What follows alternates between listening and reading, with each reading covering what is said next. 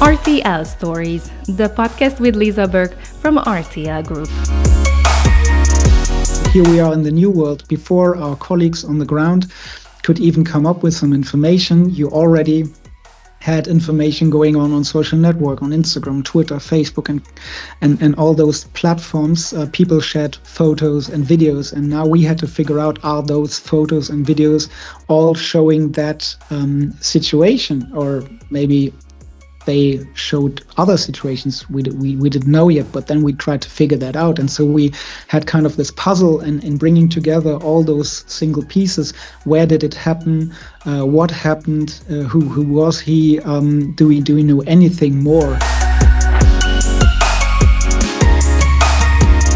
Hello, everyone, and welcome to RTL Stories, the podcast. I'm Lisa Berg, based here at RTL in Luxembourg, and in this series we explore the lives of some extraordinary people who have made RTL their career home, investigate what they do and how they got there.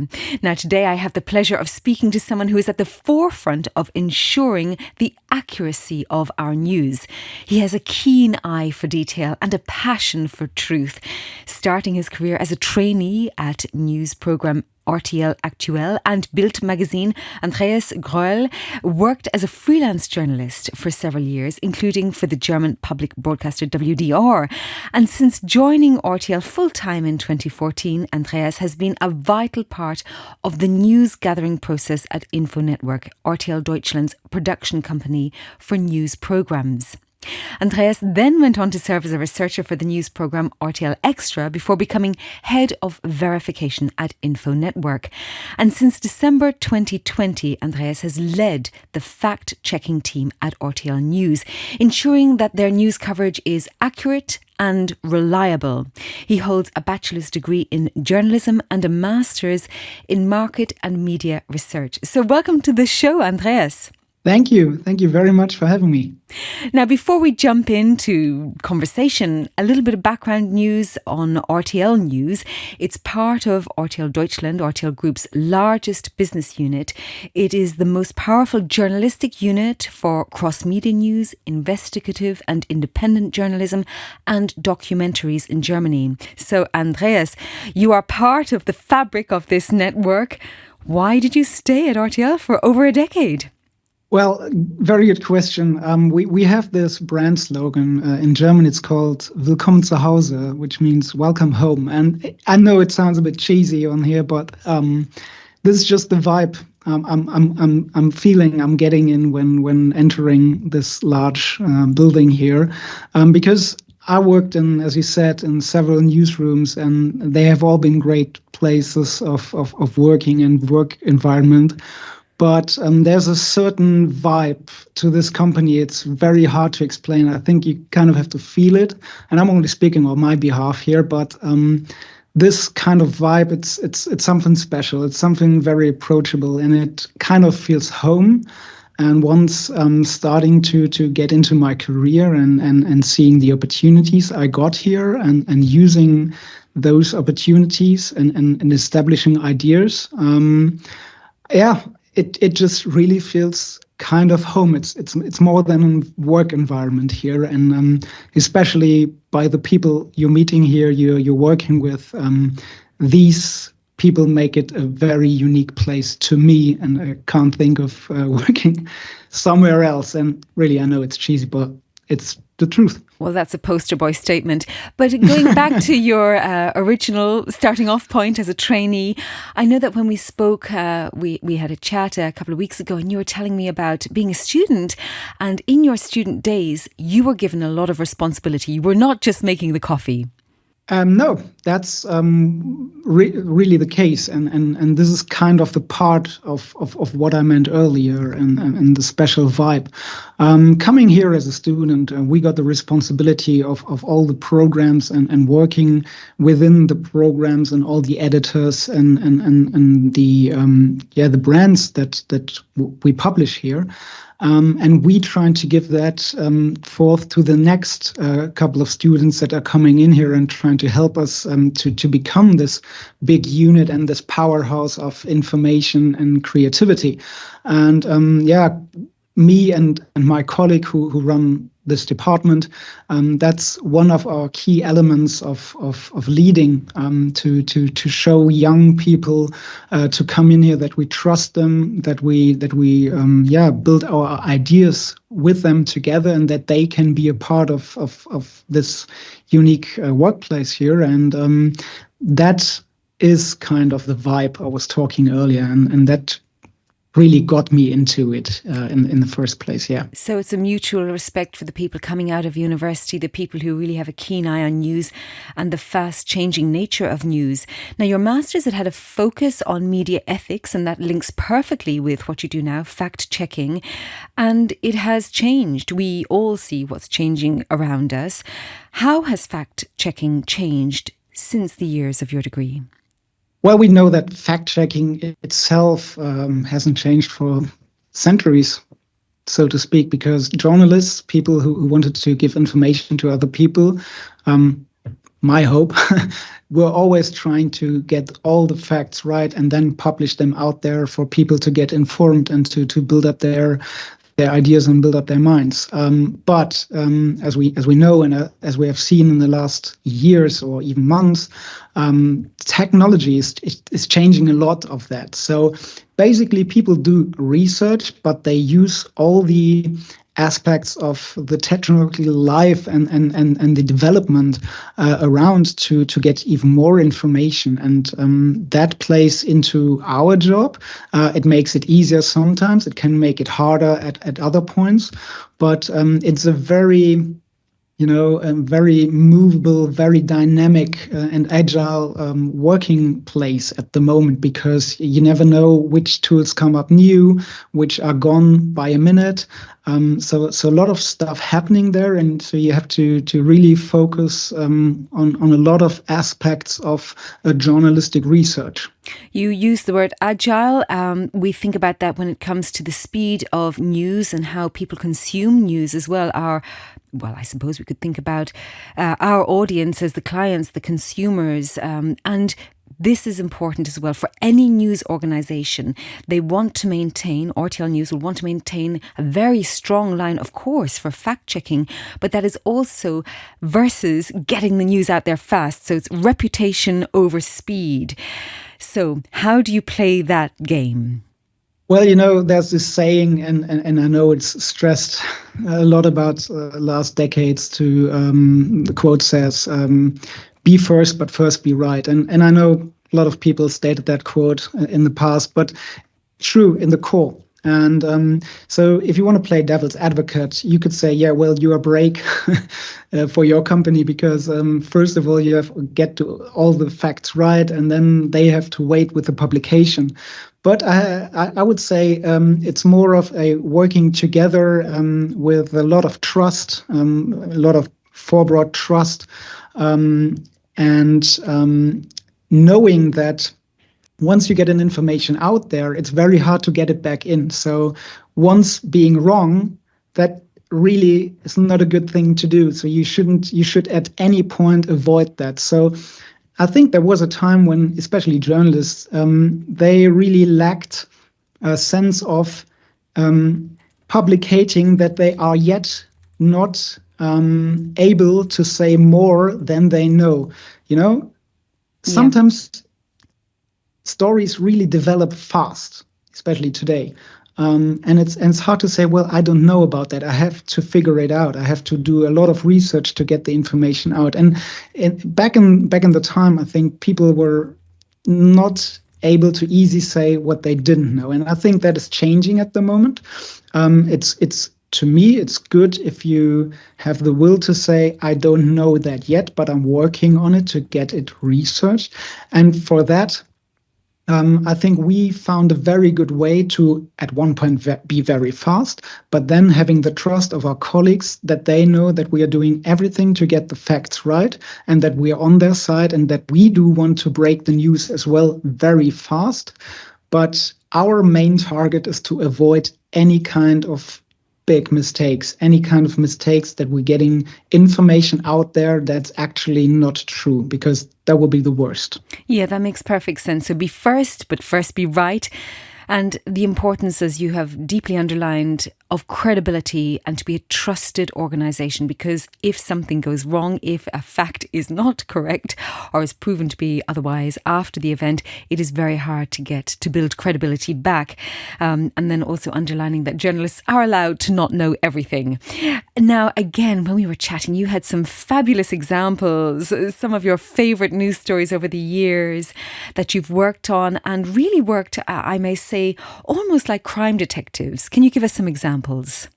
Well, on the day-to-day basis, a lot of stuff we do is to work in situations that are not easy to handle. For instance, conflicts or wars like the war of Russia in Ukraine or the conflict in the Middle East. And a lot of the times the warring parties, they give information out there about certain kind of events. And sometimes you have pictures or video of those events. And then you have the quotations from a warring party or from another source that you maybe don't know about. So you're trying to get that right. What is the source? Who is the source? What is the agenda of the source? Is the source trustworthy? I mean, all the stuff you did back in the past when there was no internet, no social media, but now you have a lot of stuff going on, a lot of content that has to be figured out. And then you're trying to locate them, maybe.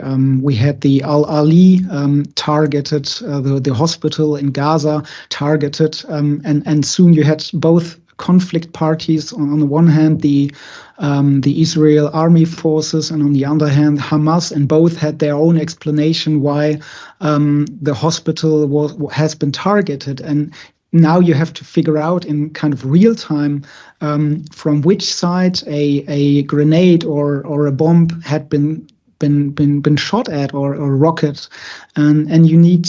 You know how much time that takes to get that really figured out, and that's really hard to do. So these are those conflicts we're dealing with kind of every day, but as well you have some more more stories that are maybe a bit less tricky. For instance, as pictures that are going on social media and are being shared with some certain lies or disinformation. And now you have to figure out, is this an actual picture? Does it really show the truth? Is this quote really right? Did somebody really say this and that on audio and it had been leaked? These are the certain kind of things that we are dealing with on our everyday life. And how do you know? How do you check where these sources are coming from? Well, on the one hand side, we have our network of correspondents, of colleagues within Germany and in Europe and the world, and we're doing it old-fashioned and calling people or asking people and helping us out with their information or asking colleagues. But then the not so old-fashioned stuff might be all the information that is mostly free on the internet, on social media, on forums, on websites where you can really research stuff, information about people, about places, about, I don't know, fauna and flora, whatever you like, about rockets, and you all throwing that into one bin and trying to figure out which information is really necessary, which ain't, and trying to with all the digital information and all the tools you have, tool set, we call that open source intelligence tools, and that's kind of a buzzword going on there.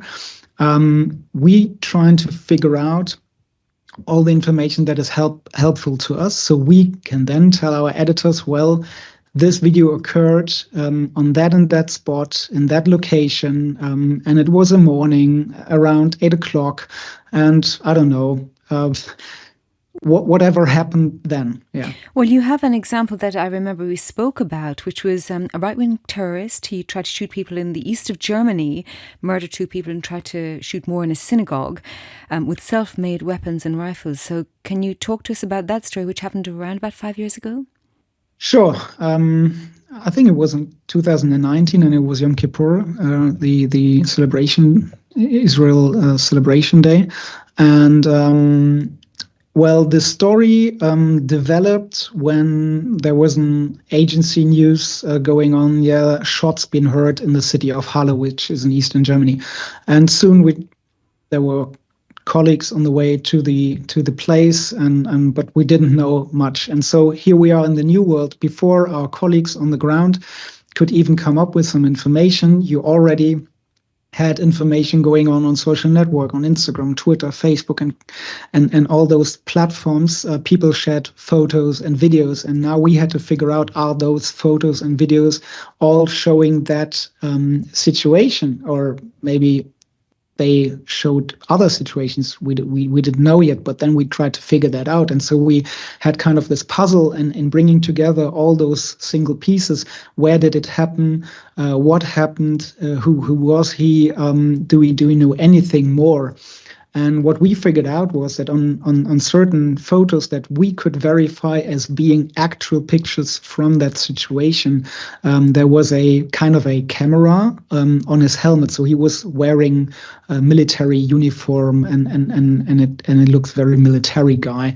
And we saw this camera, and that we remembered Christchurch, the terrorist attack in a church, where somebody live streamed a terrorist attack, and so we thought, oh wow, this could be just one of those cases where somebody is trying to do the same thing, but here in Germany. So we went to the internet, to certain sites, certain websites, where we hoped to find more information and dig deep into right-wing terrorism websites, so to speak, image boards and stuff. And there we found a link to a live stream that was still ongoing. And this live stream really showed the helmet camera from the terrorist, and filming that, and it was still live online. So with that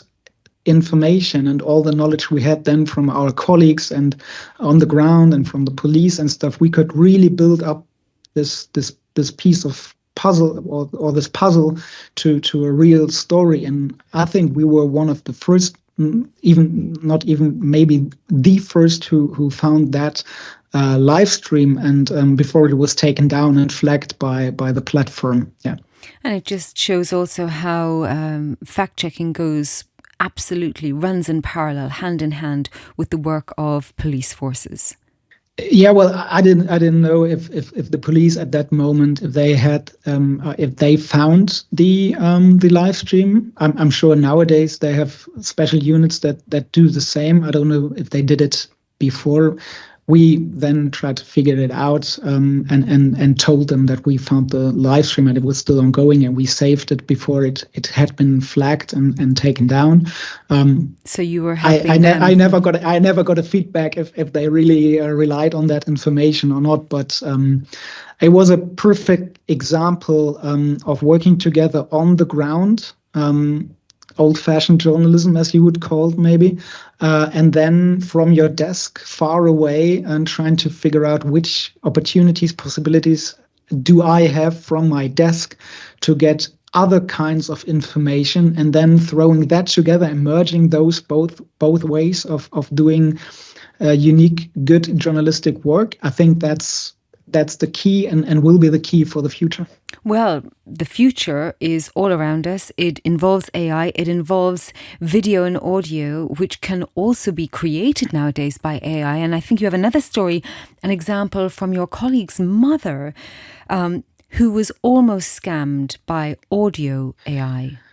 Yeah, her mother was a victim of a fraud, or it in the end it didn't happen because she was smart enough to call her daughter. But it was a colleague of mine.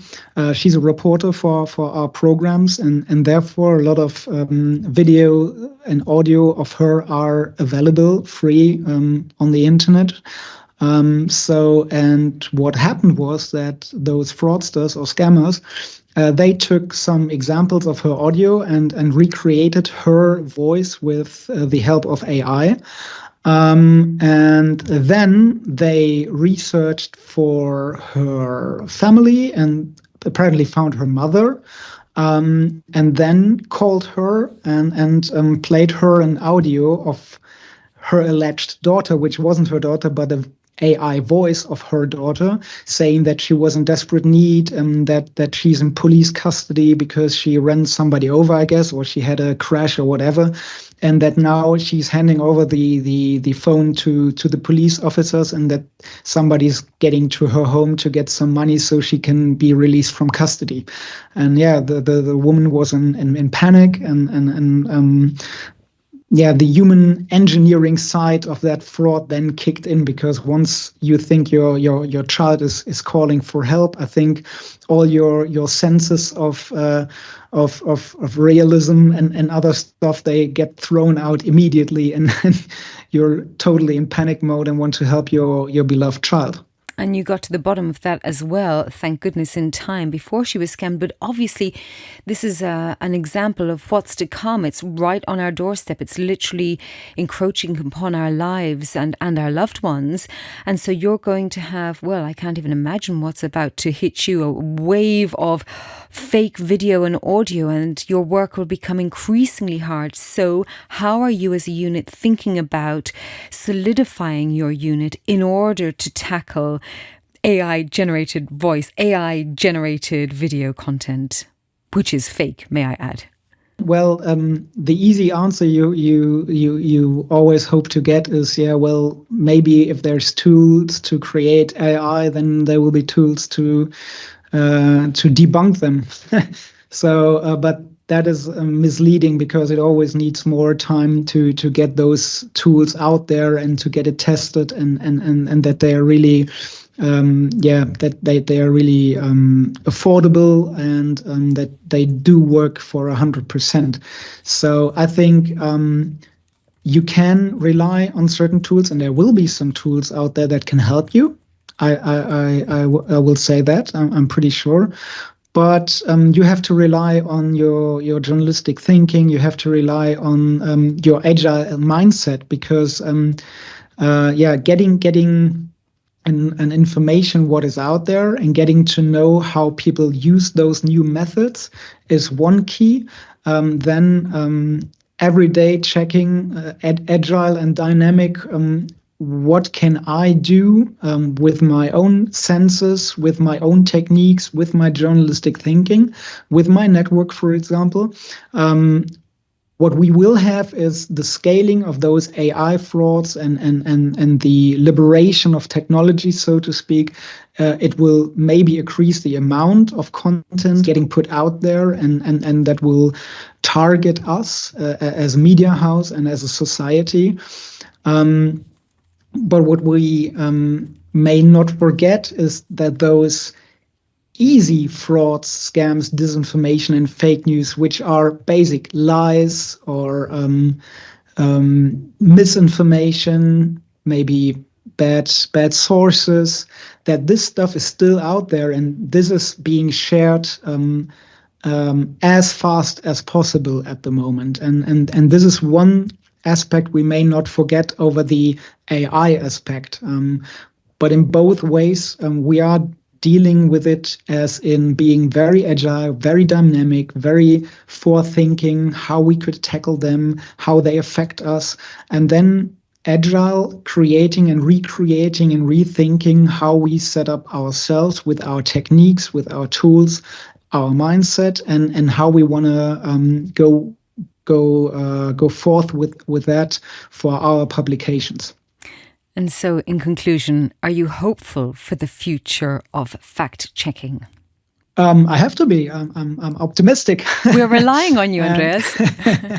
No, I'm optimistic, because I think in generally society does want truth and information that helps understand situations, that helps understand the world, and world is complicated. So I do have that mindset, and I think it's a very, very it could be a bright time for journalists and for journalistic houses and media houses, because at the moment, the platforms don't seem to be that reliable as we thought of maybe 10 or 15 years ago. And this could be the kind of loophole where journalism has to kick in, to jump in and to really take the force and take action, because I think our jobs is to be as good as possible, do our research and get the information out there, whether it's a